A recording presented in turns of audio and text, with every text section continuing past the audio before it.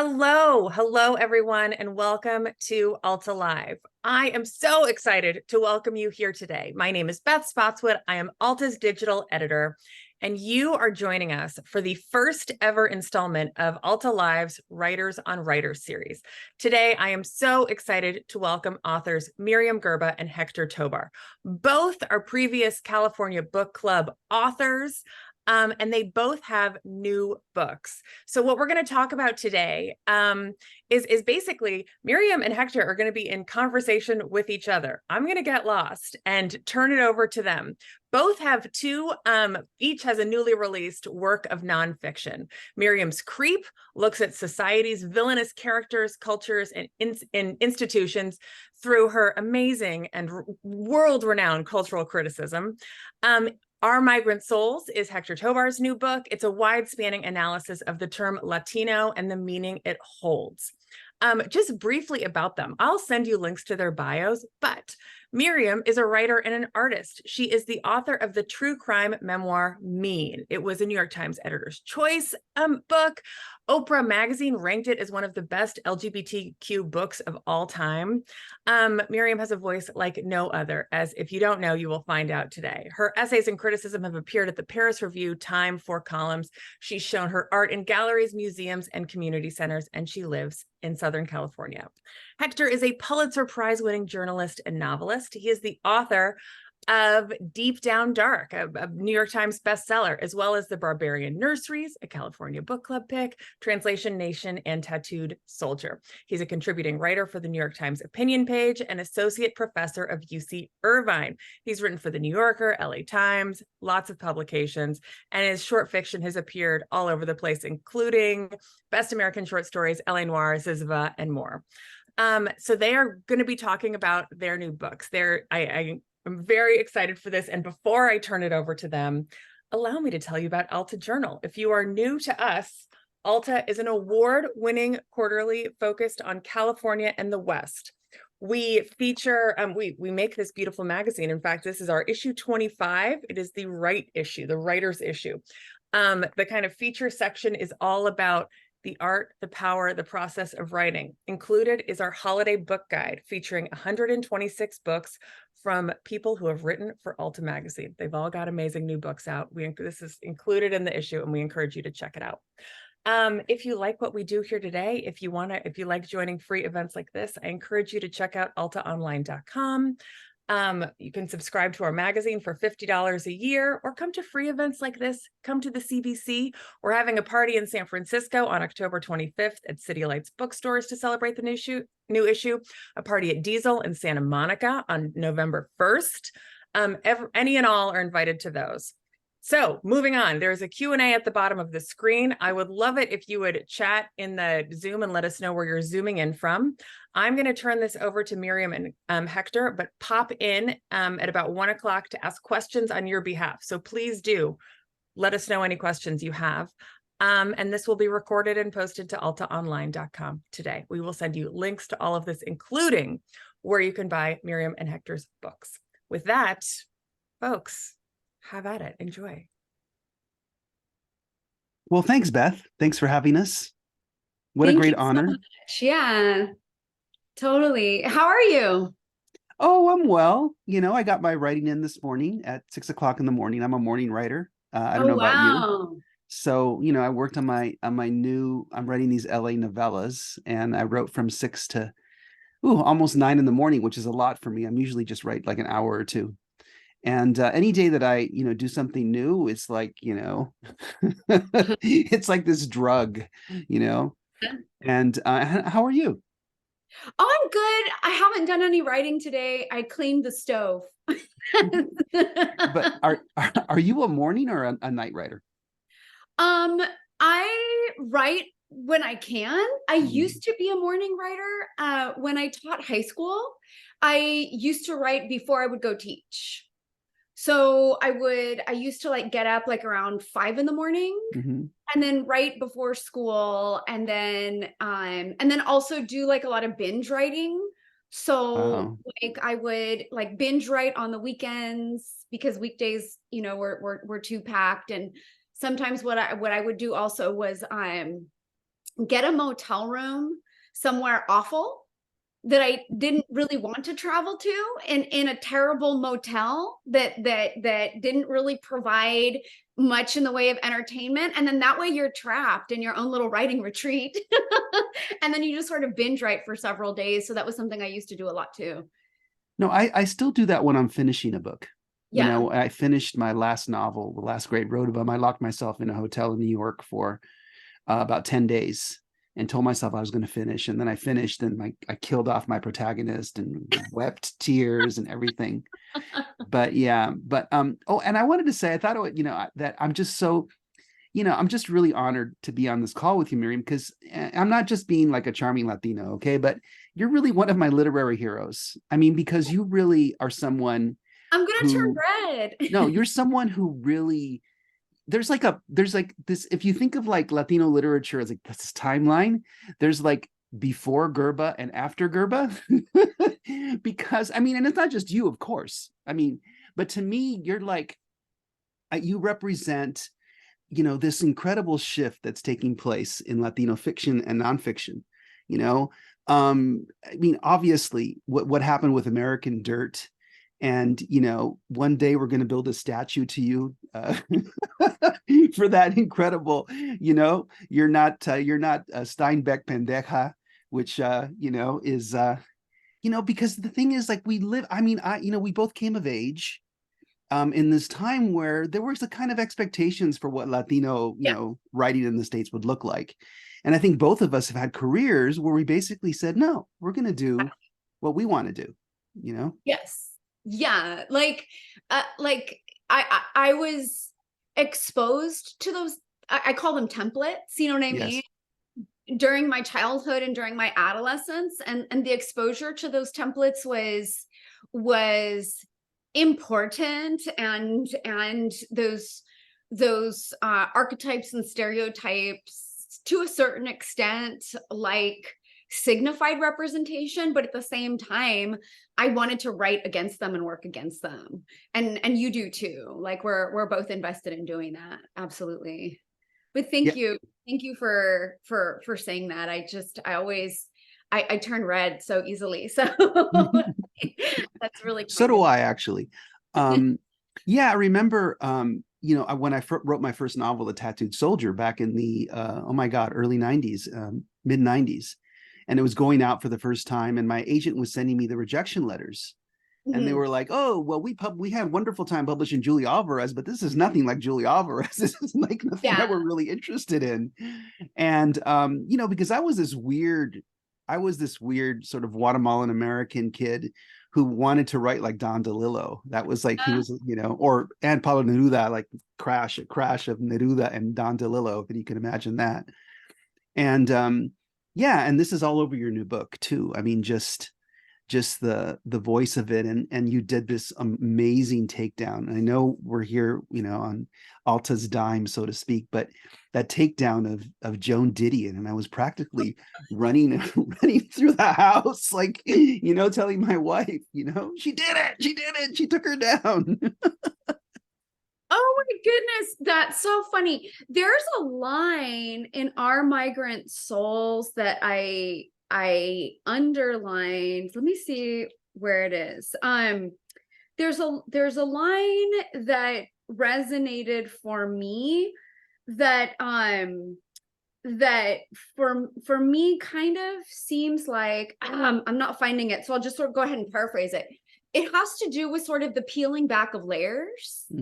And exposing sort of like the machinery underneath in terms of Latinx and labor and Latinx, creating sort of the landscape of the United States. And in that project where I critique Didion and essentially like accuse her of having an incredibly narrow vision that she imposed on the rest of us,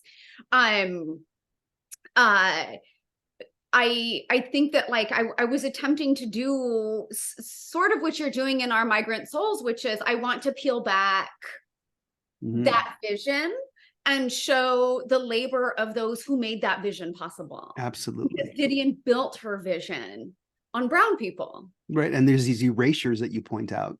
Yeah. Exactly. Absolutely. And I mean, I almost wish I could have taken that Didion essay and turned it into like a book-length manuscript, because there's so much to critique. There's like such an incredible wealth of the overlooked figures who I'd like to write back into history and into California history. Well, thinking about that piece that you wrote and thinking about Didion, and also I had an experience recently where I was in the jury of the Pulitzer Prize for fiction. And reading all these books, I've realized that genius is something defined by what's close to what you experience. Okay. And so since American fiction is so close to New York, it's much easier to be thought of as a genius if you're in New York, or if you're a transplanted New Yorker in California. And we're seen as the other, and of course the stereotype of us is unintelligent, uncultured people. So we're far from genius. And so here we are in California, this place that now has a Latinx plurality. And, and our work is so far away in terms of perception inside the literati, the perception of literati. It's so far away from what that is. And so, Didion has almost been, she's been sanctified by the literary establishment. And so to me, that was really, I mean, I think that runs through your work also, just this questioning and this attitude that doesn't really, doesn't accept that we should respect the things that we've been taught to respect, if I can say it that crudely. Oh, absolutely. I mean, she exists on a pedestal, and I don't think any of us should be on a pedestal. But some people get really angry when one touches the art, right? And then Right. And then I'm not interested in just touching the art. I'm interested in knocking the art off of its pedestal. So or the idol off their pedestal. So yeah, I agree with you, but it's really grotesque and really silly that in New York, there's this expectation that the West has to be translated by a New Yorker to a New Yorker. Absolutely. You know Absolutely. what I mean? And it's like, ew, what gives a New Yorker the authority to translate the West on behalf of New York? Like, where is that authority derived? And to me, that authority rests on whiteness, Absolutely. And it's something that we've all struggled against for our careers, and it's also sad to see some, a lot of people sort of try to fit into that, who do that same thing, who are doing that sort of same shtick from a Latino perspective, Absolutely. I was speaking to somebody the other day. I was speaking to a radio host, and he was talking about having read Creep, and he said that he learned more about Mexican history and Latin American diasporic histories from that book than he ever had from any textbook that he had encountered. And then he said that his perspective shifted after having read the book, and that he approached the New York Times with new eyes. And something that he noticed when he turned to the New York Times was that there had been a list of definitive books on California published, right? And not a single one was by a Latina person. And that reading Creep was what gave him this shift in perspective. And that really gladdened me that it was able to do that, that it was able to give him sort of like this new set of eyes. Yeah, and a lot of the work is just bringing our crazy intimate spaces in all of their dysfunction, as well as their quote unquote heroism, because I mean, that's what, to me, it stifles so many young writers, is that feeling that I need to represent. Absolutely. Whereas I think that one thing we share in common is just this desire to bring flawed and interesting people, into our narratives. I mean, I remember I wrote this novel, The Barbarian Nurseries, about an undocumented woman who's a housekeeper and didn't really like children very much, and was just kind of a, snob. She was a snob, she wanted to be an artist. And I had somebody approach me and say, Latino critic, and say, hey, aren't you worried about introducing this kind of character into the immigration debate? I said, no, actually, no. I've had similar responses. Oh, wow. Especially in terms of my treatment of Latinos. that if I write about Latinos exercising machismo, am I sort of reinscribing these stereotypes? And my answer tends to be there's nothing unique about machismo. It's just spicy patriarchy. And patriarchy, it's a global regime. It just takes on the flavor of the region where it's being practiced. So absolutely not, you know? So yeah. And it's funny. This morning I was rereading your book, and it's funny that we both have written about Ernesto Miranda. Yes. Of the Miranda warning, for those of you, you have the right to remain silent. And I wrote this piece for the ACLU book about and I, researched this as you also did, and it's like at the base of this story, because Ernesto Miranda, it's like how many Supreme Court cases are there that have Latino names on them? Mendez exactly. v. Westminster, but you look at the case, and the guy was mentally ill, but also a rapist. I mean, he's and it's like I would be so conflicted when I taught, because I used to teach high school, right? And I taught right. And I would be so conflicted in terms of how to present this story, because like Miranda's story is a fascinating story. And it is, on the one hand, exciting to see members of like the group that you belong to in a history textbook, right? Right. He's a rapist. It's like, yay, Mexican representation. But he's a rapist. You know what I mean? Like, and I remember my students being conflicted about that too, that there was like this incredible excitement. Like, here's a figure we can relate to. Here's somebody who looks like people that we know, right. But he's also this really dastardly figure, So, absolutely. And the story is, the story is incredible, because he ends up becoming famous, and he goes back to Phoenix, and he sells cards with his, when he signs them, Ernesto Miranda, with the Miranda warning on them, he signs them. And and then of course the way this has become this sort of civic prayer, that's repeated in films all over the world. I mean, even in countries where there is no Miranda warning, in the movies made in those countries, they still read the Miranda warning, because it's like this Hollywood convention. Absolutely.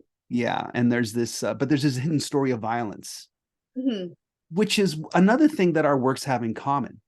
Our Migrant Souls, I talk about how we have this hidden secret history of violence in our past. And in writing about, you have this, that same essay about Miranda, you write about Richard Ramirez, the Night Stalker. And there's this sort of Vietnam, tangent, where there's this veteran soldier who killed a bunch of people. And it's just like, it's reaching for, I read that piece, and I really felt like something that is a real concern of mine, which is, we're surrounded by all these different forms of violence, and how much do they sort of shape? And there's myths about them that we make up, stories, and you describe the kukui and all these other stories. How much, it's just really interesting to me. It's, to reach into folk tales, into myth and these stories, and the wars in our past, and to try to get a sense of how much a culture of violence has shaped the violence that especially women have to face every day. Absolutely. Like that essay Kukui is sort of like I think of it as like a set of Russian nesting dolls. And you've got these Mexican American villains nestled one inside the other, inside the other, inside the other. And we never arrive at any sort of villain. It's this sort of infinite reproduction that's the result of patriarchy and empire interacting, right? Absolutely. You mentioned Richard Ramirez, who's another figure who I explore in that essay. And I refer to his cousin, who sort of trained him absolutely how to enact his psychopathology as being more Richard Ramirez, because he had a higher death count than Ramirez, but that death count was perpetrated on behalf of empire, and so he's celebrated for it as opposed to being held to account for it. Yeah, I say this also in my book, Our Migrant Souls, that if you you look at have a student who's a gang member, who was a gang member in Santa Ana, and describes going off and narrowly averting a drive-by shooting and the craziness of his cousins who are all in the life, and how they're all, that kind of behavior is prosecuted and villainized in the United States, and then he goes into the Marines and goes to the United States, and goes to Iraq, and suddenly this is this is acceptable behavior, and they even call themselves the evil empire when they're the dark side when they're in Iraq, and that he's encouraged to commit war crimes. Absolutely. That would make him a hero. Absolutely.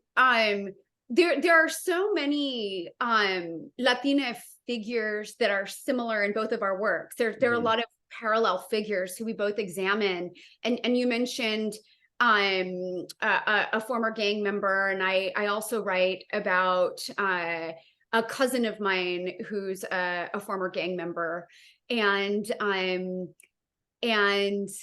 what you're saying about the deployment overseas and the glorification of that sort of violence reminds me of something my cousin's husband mentioned to me. He's a lifer. He's serving a life sentence. Oh my God. Wow. And he has said half jokingly that in his next life he wishes to return as a police officer so that he could live the exact same life he's led with impunity. Wow. Yeah. Oh my God. What a statement. Right? What a statement. And I was like, damn, mic drop. Okay. Like, yeah, I think these questions, I think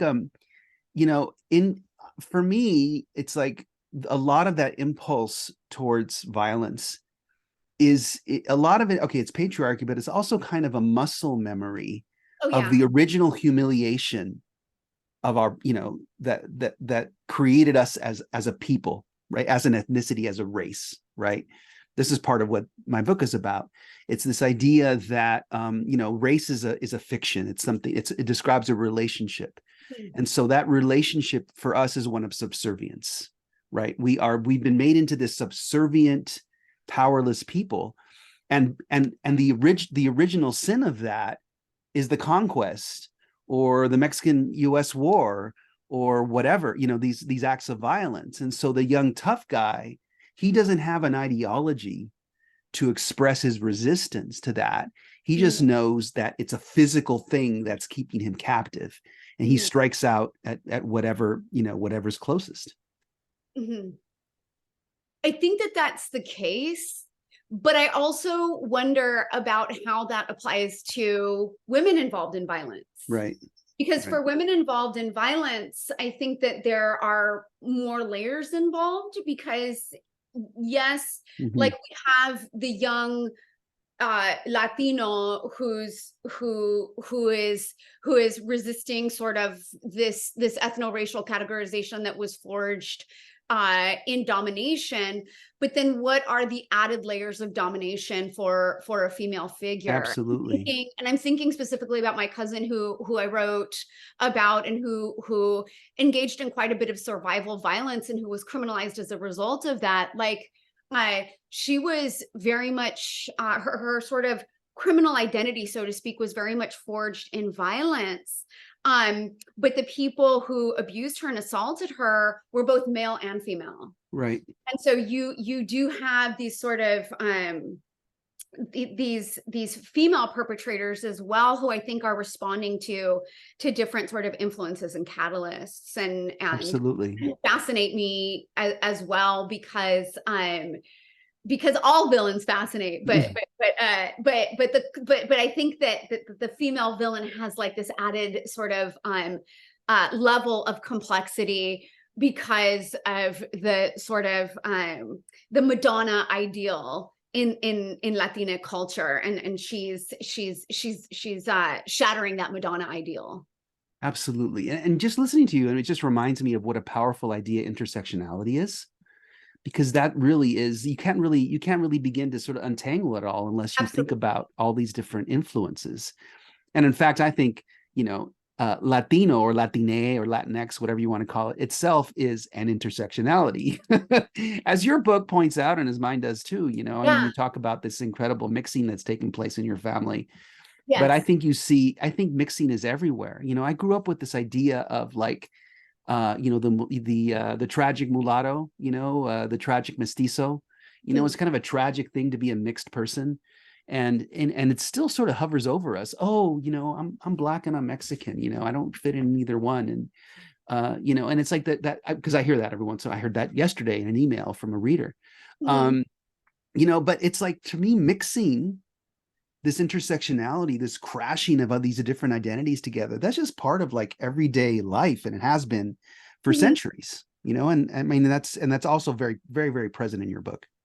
Thank you. And you do mention in our Migrant Souls, you assert like several times that as an ethno-racial category, Latine could be like treated as shorthand for mixed.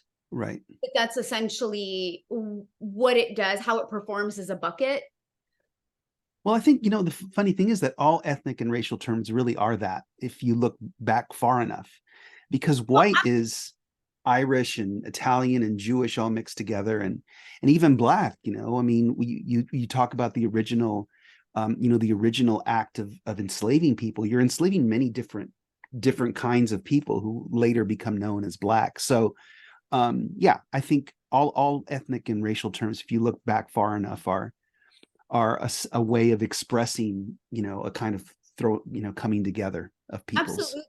Absolutely. And I do find it very strange when I occasionally hear the Latine bucket, we'll call it a bucket, right, being critiqued as invalid because it's a fiction, it's an invention. All ethno-racial classifications are inventions. Exactly. So to say that this one is illegitimate because somebody invented it is to say that then all ethno-racial classifications should be torpedoed. You know what I mean? They should all be 86 because they're all fictions. Well, that's because that person saying that is threatened by the other aspect of it. Yes, it's true. It's true. But they're threatened by the alliance, you know, because that's what the other side of it is like, okay, we've all been lumped together, or we're all seen as the brown other. And so me, you know, Guatemalan and you Mexican and the Dominican guy down the street, we all form together. We see we have something in common. So we say, oh, what is it in common? Well, let's call it Latino.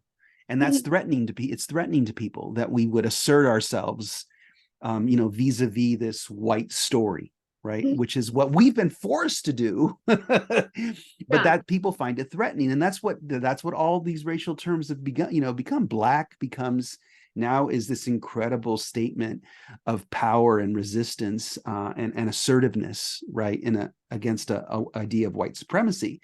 And so, yeah, people are very much threatened by that, and they try to call us out on something that is, you know, a conundrum of their own making.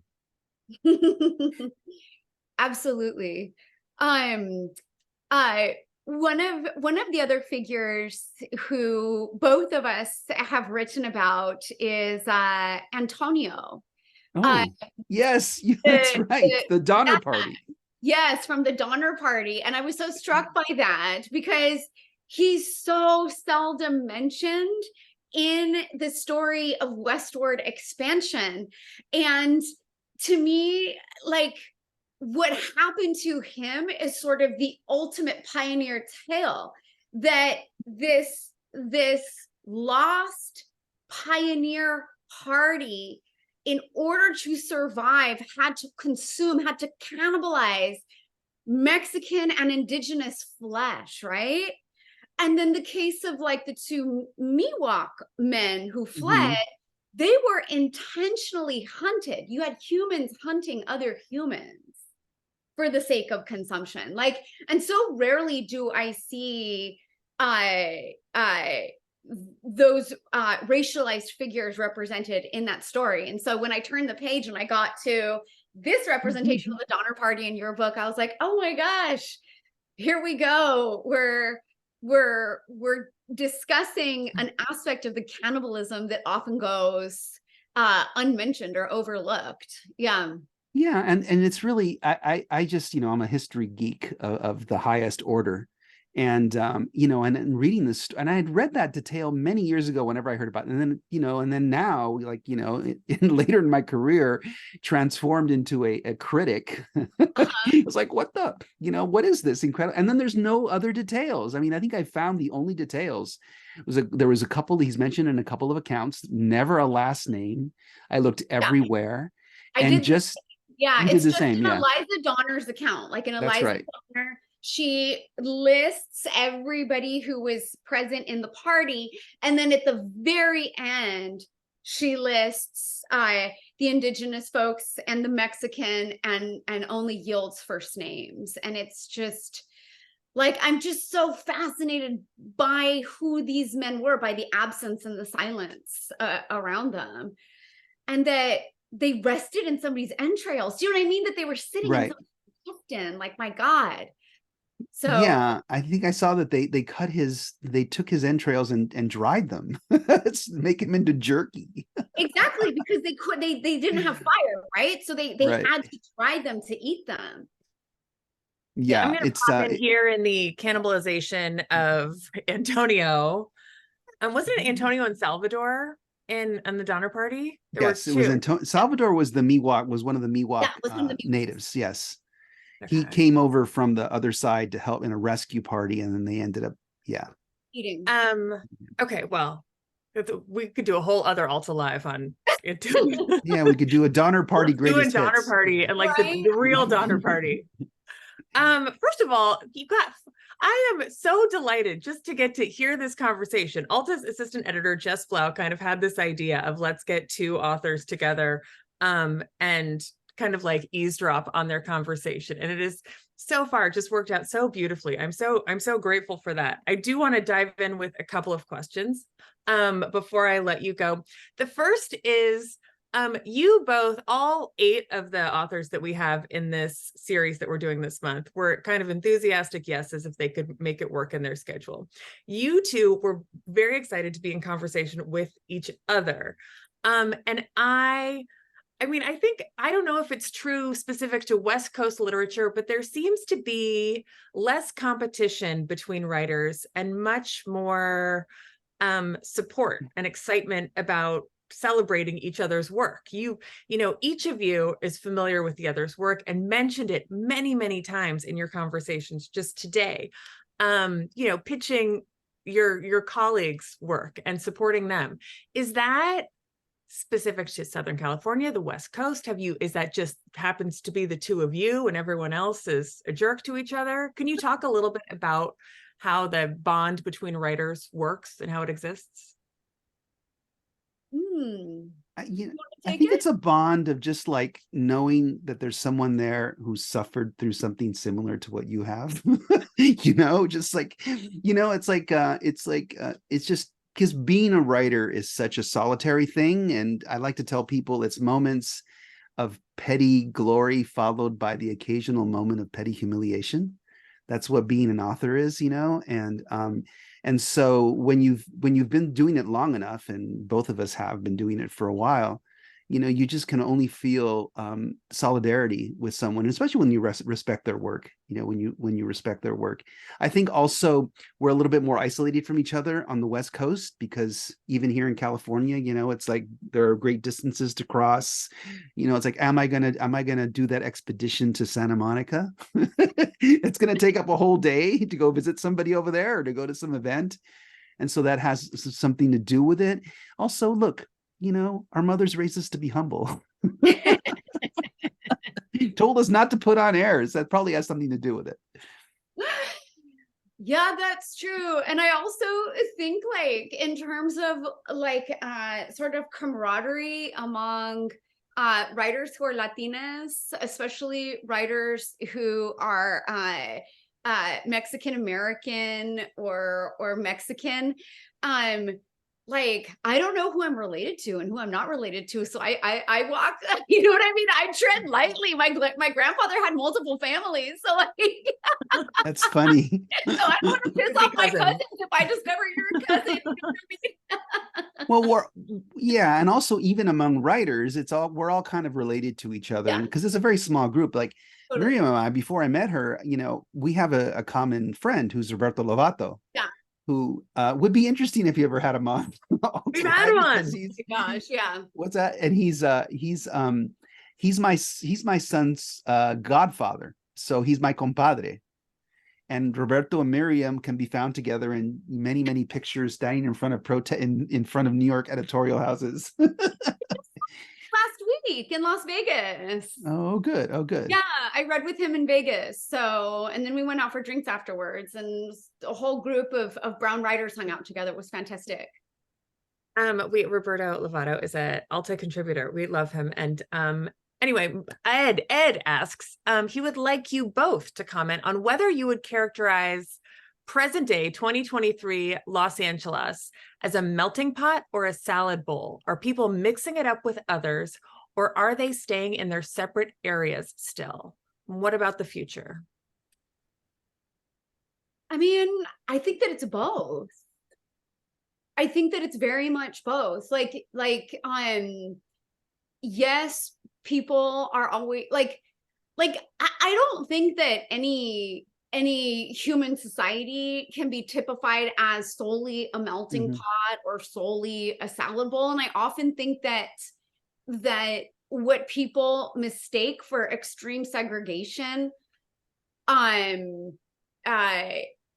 often involves situation where there's much more mixing than meets the eye. But I would definitely say that both of those phenomena are true, and that I mean, what I find very distressing about what's happening in LA is the increase of cost of living. Absolutely. And how that is displacing people and pushing people further and further out and away. And so in that sense, yeah, there is less mixing going on as a result of economic displacement. And that's really worrisome, and that's really troubling. I mean, I wonder what my future is in California. Yeah, I think both of us can remember growing up in integrated neighborhoods. I mean, I was very lucky, and there's a lot of neighborhoods like that in LA. There were a lot of neighborhoods like that in the 60s and 70s and 80s, even, places like Altadena, or for me, in my case, East Hollywood, places where different kinds of people have been thrown together. Now we have this new segregation of class that's taking place. I mean, I live in a neighborhood where, I bought a home for $300,000 20 years ago, and now it's worth 4 times that, no one I know would be able to afford buying a home here. It's something that I'm going to have to leave to my children. We've become like this. I was telling Gustavo Arellano the other day that it's like we're creating this landed aristocracy. And that to me is absolutely the most troubling part of Los Angeles, is to see the disappearance of a middle class. And that middle class, had a lot of messed up things about it, but also really cool things. And one of the cool things was that they were just all kind of thrown together, and most middle class people had kind of absorbed the ideas of the civil rights movement, and and you see this incredible mixing. I mean, LA is just, I mean, I teach at UC Irvine. My students are writing about relationships between between Chinese and Salvadoran and Filipino and Mexican, and, all these different relationships that are just, it's an unending, just amount of mixing going on. But yes, against the backdrop of this incredible economic divide that is always growing, and we can't seem to stop it. Last question. Myriam, you are featured in the current issue, and you let us peek inside your writer's room and your altar that you have. Yeah. We have a number of authors have led us for this writer's issue, peek inside their writing spaces. I want to ask you, Myriam, about Hector, first of all, we'll start with you. Where do you write? What is your writing space like? I feel like a writing nomad. I when my kids were in school, which my youngest just finished high school a couple of years ago, but when she was in high school, I would drop off in the morning, and the mornings are really important to me in terms of writing. So I would head off to the nearest McDonald's and get some noise canceling headphones, so I didn't have to hear the senior guys, you know, in the next table complaining about whatever it was they complaining about. And I would write there. Right now we're sitting in one of my offices. This is actually my daughter's old bedroom. This is the bedroom that she had before she moved into one of her brother's bedrooms. You can't see it, but over the books here are the poems that she wrote to her first girlfriend. She wrote them, yes. And in fact, some of the, on the wall behind I can the see books, there's a little bit of writing there. And she wrote like, I'm in love with you more than summer and afternoons, pictures of the same place I thought I had left behind, but I disremembered. You know, just like all these different, I'm in love with you more than summers and afternoons, et cetera, et cetera. That's her 15-year-old, 14-year-old poems to her first girlfriend. They were actually the first same-sex couple to be part of the homecoming court at her high school. So I've inherited this space. I've left some of the art in the over the basketball hoop over there. That's some of my daughter's art. So I write here, and I get up really early in the morning sometimes, and I write on the couch downstairs, and just pretty much wherever I can hang my hat and find some quiet for a couple of hours. Oh my That's an God. unexpected answer. McDonald's and your daughter's poetry surrounding you. McDonald's. I love it. Oh my God. It reminds me, like, my mom loves to get the senior coffee at McDonald's because she gets a discount, right? And so she'll go with she'll like one time when I was home, she took me to McDonald's because she wanted to get 2 coffees, one for her and one for my dad, right? And then because I was with her, she was going to get me my coffee too. So she walks up to the cashier and she says, 2 seniors. And then she looks me up and down. She goes, and 1 regular. I'm the regular? Okay. The regular. There's so many titles of books today. The Spicy Patriarchy, 2 Senior Regular. There's a lot of titles. Okay, last question, and then I will let you go. Debbie asks, I think it's for both of you, really. Since American Dirt published with Macmillan Publishers and Oprah promising to publish more Latinx authors, has that happened? Do you see that? Is that coming to fruition? That's okay. So Macmillan and Flatiron specifically. So Flatiron specifically did acquire more titles written by racially minoritized people and specifically by Latinx. So that did happen.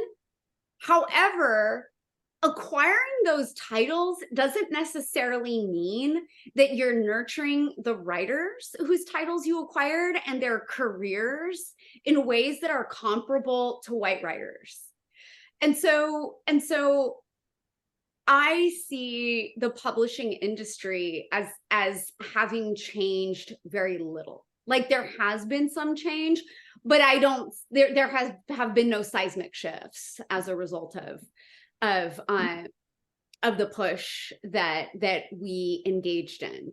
There have been like small shifts here, small shifts there, small shifts here, small shifts there in terms of the way the industry works. That's my take. Yeah, I would, as I said, I was on the jury of the last Pulitzer Prize for fiction. So I read 300, well, we had 324 entries, 324 books. Nice. I read 40% of them, which is like 140 or so I read.